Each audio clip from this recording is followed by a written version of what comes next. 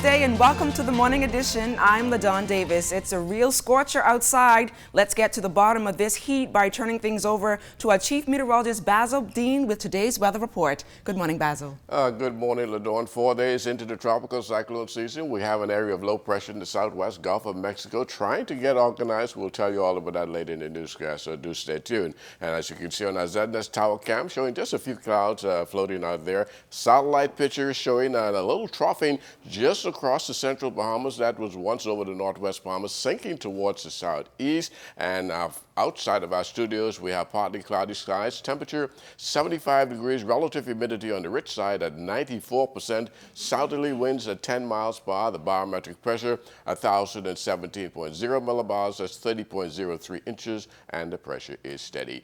Temperatures around the islands this morning, we're picking up some 79s in Marshall, Barbacoa, also Greentoll, Key, Freeport at 79, the Berry Islands 81 degrees, 81 also in Allenstown, Bimini, Harbor Island 80, 79 in Rock Sound, Eleuthera, Outer Sound, Cat Island 79, 80 in Staniel Key, Kemp Space, South Andros, and Fresh Creek in Central Andros. San Salvador 79, Rum Key 79 degrees as well. Another string of 79s in Ragged Island, Clarencetown, Long Island, Crooked Island, Betsy Bay, Acklands, Machitan, Inagua, 80 degrees, and the Turks and Caicos Islands at 81 degrees.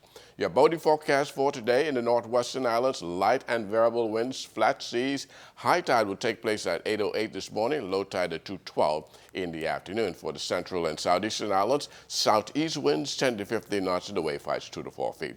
That's going to do it for your first look at weather the morning edition. Stay tuned. Your forecast for today tonight is still ahead. Thanks a lot, Basil. Jimonita Swain and the traffic team are standing by with our trusty traffic drone and the Bahamas First traffic report. The traffic report is sponsored by Bahamas First. First in insurance, today, tomorrow. Good morning, LaDawn, and good morning, Bahamas. We're coming to you live from Shirley Street, just up from East Street, as you can see from our live drone shot. Traffic has not been so bad for much of the morning, but to find out exactly how you need to be prepared if you're getting ready to leave the house, to find out what's happening traffic-wise, we now turn to Corporal Decory Barr of the Police Traffic Division. Good morning, Corporal Barr. Good morning, Jimonita. Good morning, Bahamas. Now, as persons prepare to leave the house, what do they need to know traffic-wise? Is there any areas of congestion, accidents, anything that they need to be mindful of? At this present time, we have no accidents outstanding and no congestions to report, or that has been reported. The only areas still of concern would be the Milo-Butler Highway, where the roadworks are still ongoing. And with the roadworks, we find that persons or other motorists tend to avoid that area, and it's causing a large volume of vehicular traffic on the Gladstone Road corridor.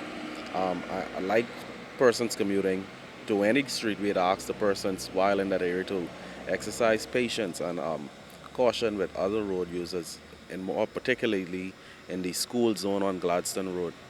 Now, one thing that we know occurs from time to time is accidents. I know sometimes it just can't be avoided, but what should motorists keep in mind should they be involved in an accident and the second party or third party involved leaves the scene? What should be their course of action?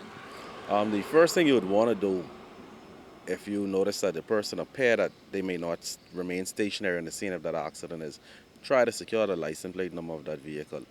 That plate number would be great assistance in the investigations and tracking down those persons who fail to remain stationary. We'd also want to advise the persons that failing to remain stationary on the scene of an accident is an offense, and you can be fined and charged, sent before the court for that offense. So we'd warn persons to just remain there. It may take some time, but the police will get there and we'll assist you with whatever investigations we can. All right. Well, thank you so much, Corporal Decory Barr of the Police Traffic Division. Again, make sure to buckle up to arrive safely at your destination. Back to you in Studio LaDawn. Thanks a lot, Jimonita. Now on to our top story this morning. Senators tackling the National Intelligence Agency bill in the upper chamber Monday.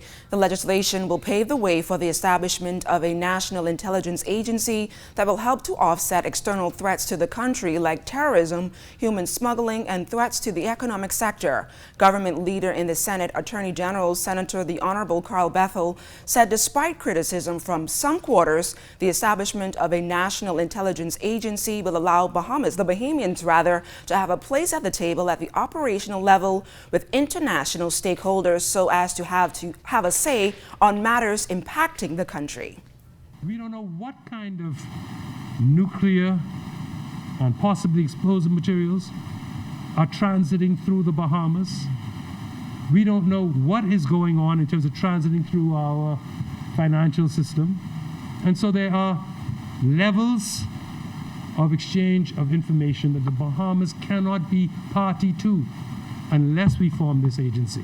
To enter that global network of intelligence-based communication to cover not just money laundering, not just drugs, not just guns, but the whole plethora of serious international crimes.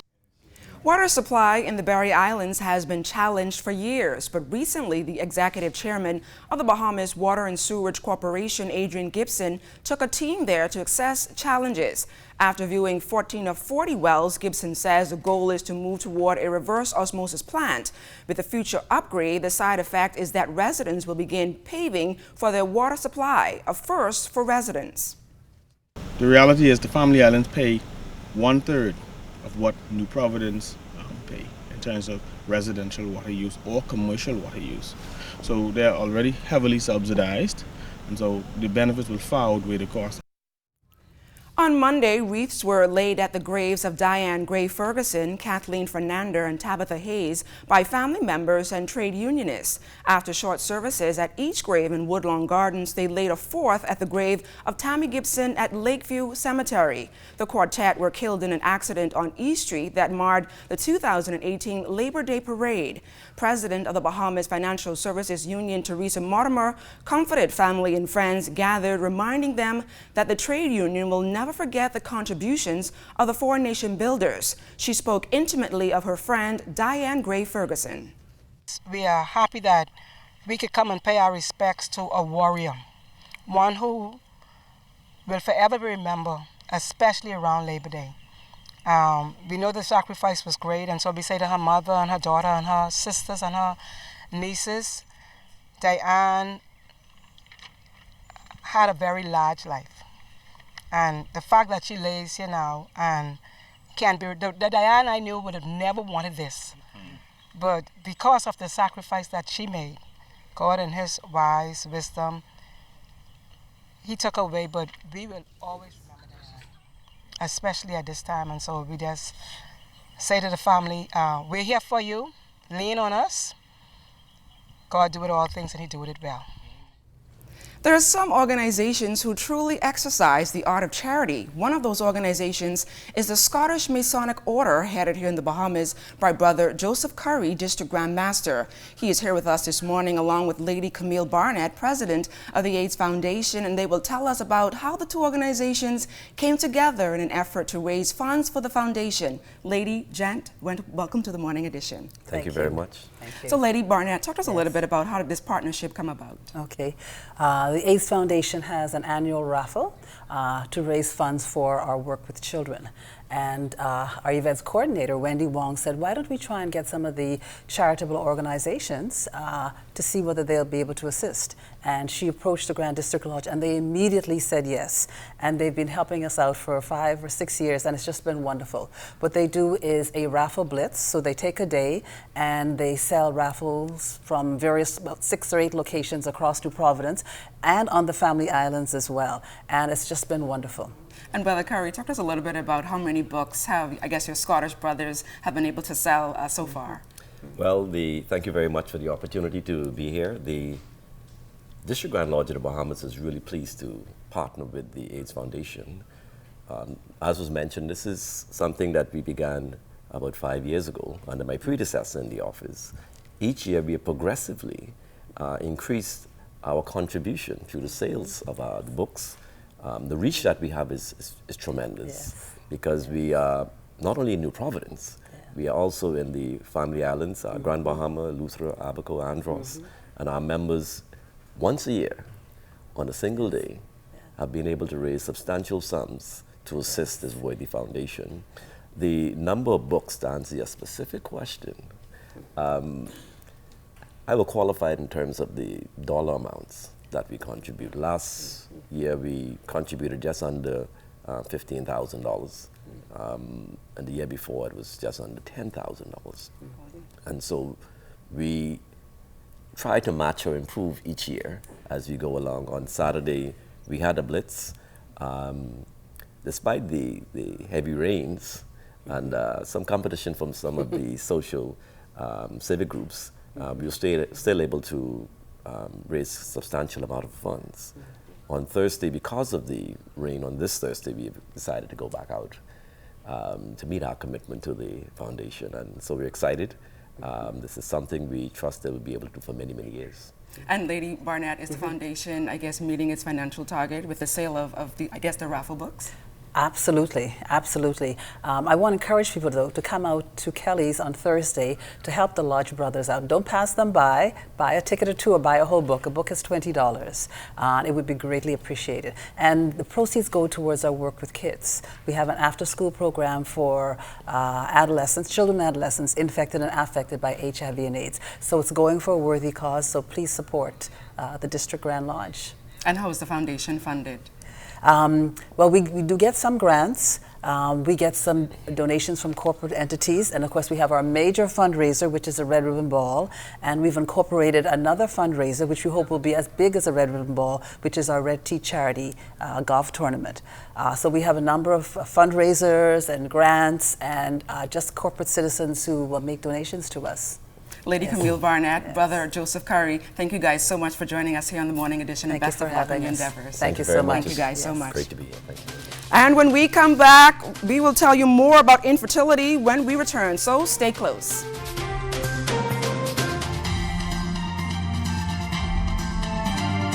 I watch it because it keeps me informed of what's happening in my nation's capital, and it gives me a touch of the Bahamian life here while I'm on the island of Abaco.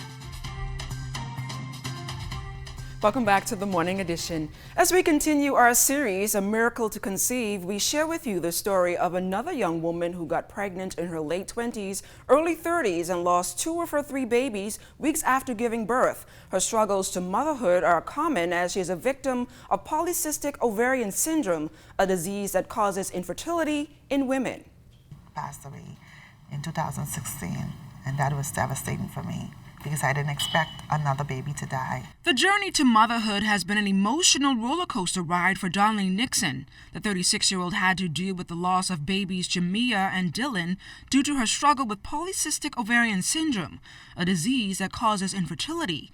Her battle with PCOS made it difficult to not only bring her babies home, but to also carry them full term. With Jamia, she came at 24 weeks, but she came early due to stress. And because she came early, she ended up in the NICU for 3 months. And then after that, she passed away because her platelets were low and they couldn't get it stable after a lot of blood transfusions. And with Dylan, I had to get stitched beyond bed rest. And even with that, I had to be admitted in the hospital because my cervix is very soft and mushy, so I had to be completely off my feet. And despite the loss of 2 babies prematurely, Darlene says her gynecologist did not deter her and her husband Avi from trying again. A year later, she got pregnant with her now 1-year-old daughter Ava. But luckily, though, despite some complications, Ava survived. When I got pregnant with Ava, I was surprised. I didn't even know I was pregnant because with my first 2 pregnancies, I was sick. With Ava, I wasn't sick, but I still had to get stitched and be on bed rest. And what caused me to end up in the hospital is that my cervix, it started to open up inside, right? Even though it was stitched, it started to open up inside. And when my doctor saw that, she said, I have to admit you right away. And I was in the hospital for 2 months with Ava. She came at 26 weeks. She's a little ways behind with the walking, but she's observant of wherever she is, and she's a happy baby. While Darlene says she does not plan to have any more children, she enjoys watching her daughter learn to walk and the bond the two share. In the conclusion of our series tomorrow, we chat with an IVF specialist about in vitro fertilization, its cost, risks, and treatments. As we told you yesterday, our Charles Fisher is in Long Island for the annual regatta. Let's take things over to Long Island to see what's happening there. Good morning, Charles. Yes, good morning, LaDawn, and good morning, Bahamas. And as you can see, we're here sitting on the dock of the bay. And you know how that song goes? Sitting on the dock of the bay. We're here in Long Island for the 51st Regatta, which will get underway tomorrow. But you know, a few years ago, this island was hit by a very devastating storm. And we are still seeing the effects of it as we rode through the island yesterday. We spoke with Island Administrator Desiree Ferguson. In most cases, yes. Persons that move on from the hurricane, they rebuilt their homes, but job-wise, they're trying to get back into it. Mostly fishing and farming, other than the local businesses. That's what they are into now. Abandoned houses can also be seen, especially in the south. Most of those persons, they are move out to Nassau, and they not just how they left it during the hurricane. They never came back. Some never came back to see to it that it's completed. And I noticed you might see one or two houses are completed, but no one is in it. They still off the island and didn't come back. But I think with the development, they will come back to the island. The hurricane has also had an effect on the population. Prior to the hurricane walking, the population was like 3,500, and now it's like less than 3,000. And we're hoping that they will come back home once there's something to do here on the island. It's regatta time for some economic boom. Ones who remain here, I wouldn't say it will put the island at a standstill. The persons here, they work hard, and I see that once they have something to do, once they come back, and I think that was what's keeping them away, they will the island will be more populated. But especially here in the south, most of the persons, they left or they move further north. Expect a great population coming down here this weekend for the 52nd Long Island Regatta. The barge is expected in this morning shortly after 8 o'clock, and then the festivities will begin tomorrow. But Zenas, we have you covered. The Long Island It's Regatta Time show comes on the air at 3:30 tomorrow, so make sure to tune into that. Back to you, LaDawn. I know you wish you were here. Yes, I do. Charles, thank you so much. Friday is World Food Safety Day, and the Director of Food Safety at the Bahamas Agricultural Food Safety Authority, Dr. Patricia Johnson, is here with us this morning to talk about an upcoming seminar for food handlers. Dr. Johnson, welcome to the Morning Edition. Good morning. So, Dr. Johnson, talk to us a little bit about some of the work that you do. Well, I am the Food Safety Director for the Bahamas Agricultural Health and Food Safety Authority, and one of the main things that we focus on is human health, okay? And so we basically try to ensure that people are aware of food safety measures that they should partake in to help prevent foodborne pathogens that can lead to illnesses and what have you. Why is it so important to have a seminar like this one? Because you would assume that people are really aware of food safety measures that they should partake of. But you know, when you go around to the various picnics and cookouts and events such as those, and even some businesses, you know, some of the consumers, you know, you can be there in the store and you can see some of the, you know, the way the service is presented, that there are some food safety breaches that occur. And so we want to educate people, and we want to share some of the public and private presentations that will be given at this food safety seminar on Wednesday. We will be sharing some of the resources that persons who are engaged in the food business can adopt in helping to make food safety better at their food establishments. And really, World Food Safety Day is being celebrated on Wednesday. It's actually on June the 7th, as proclaimed by the United Nations on June 7th. But on Wednesday, we're going to recognize that day by a keynote presentation by the PAHO representative for the Bahamas and Turks and Caicos Island, Dr. Esther de Gorville.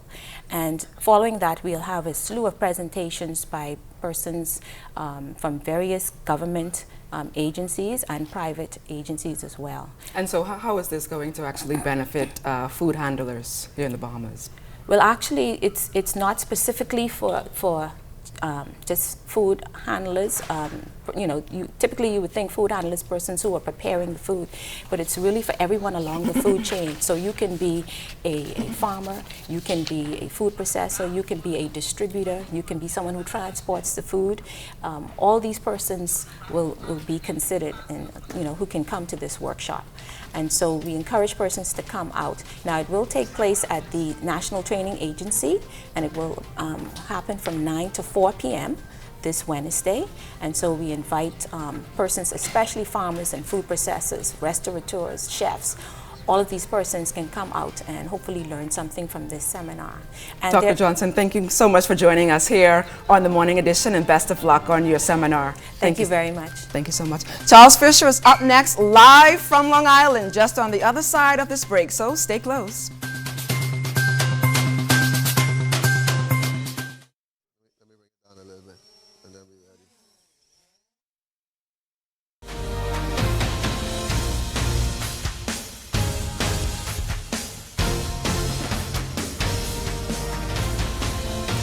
Good morning once again. We're coming to you live from the 52nd Long Island Regatta here in Salt Pond. But the big news last night, the Bahamas Olympic Committee and member federations meeting. They are having some disagreement with the Ministry of Youth, Sports and Culture.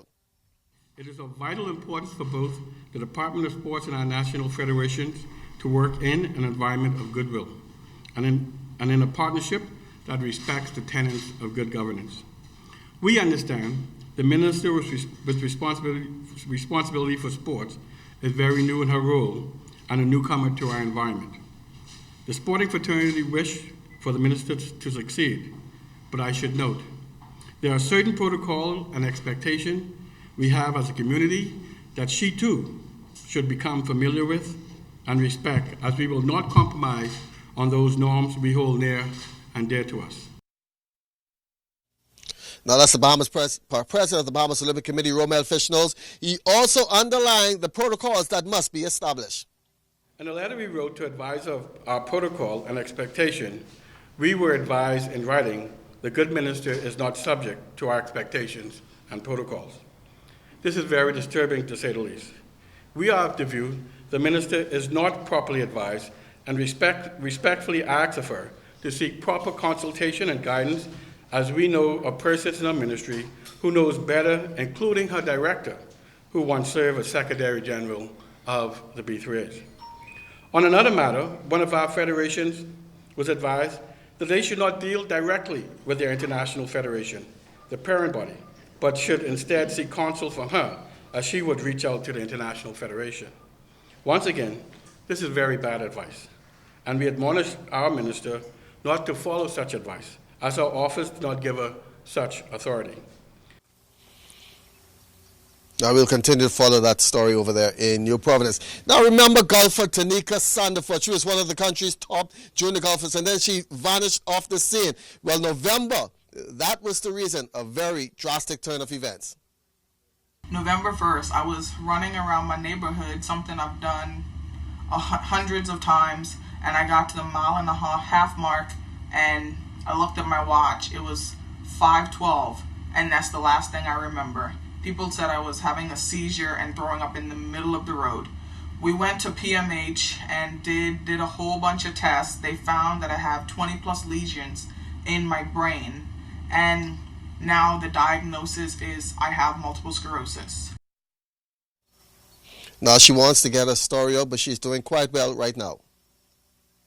It brought to my attention that I have a disease that there's no cure for, but it also has made my faith so much stronger, because the entire ordeal, the 5 days I was in the hospital, I never cried once, never asked God, why me?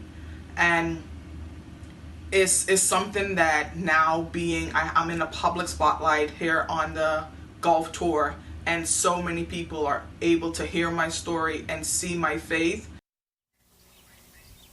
Now, Tanika is a caddy on the Ladies Professional Golf Tour, and she'll continue to stay at the story. So stay tuned. As Edna's told sports, we have much more on what she's doing and her future in the sport of golf. But once again, we're coming to you from the 52nd Long Island Regatta, and we'll be back on the air. Make sure to tune in later on this evening for much more with sports.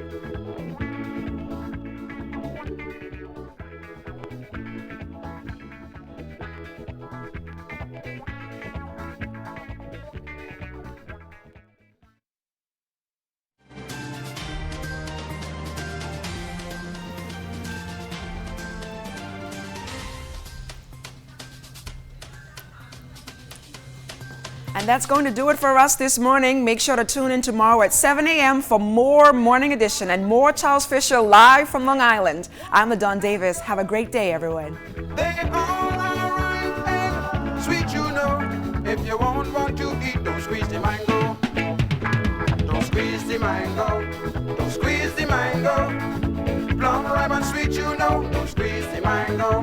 Don't squeeze the mango. Don't squeeze the mango.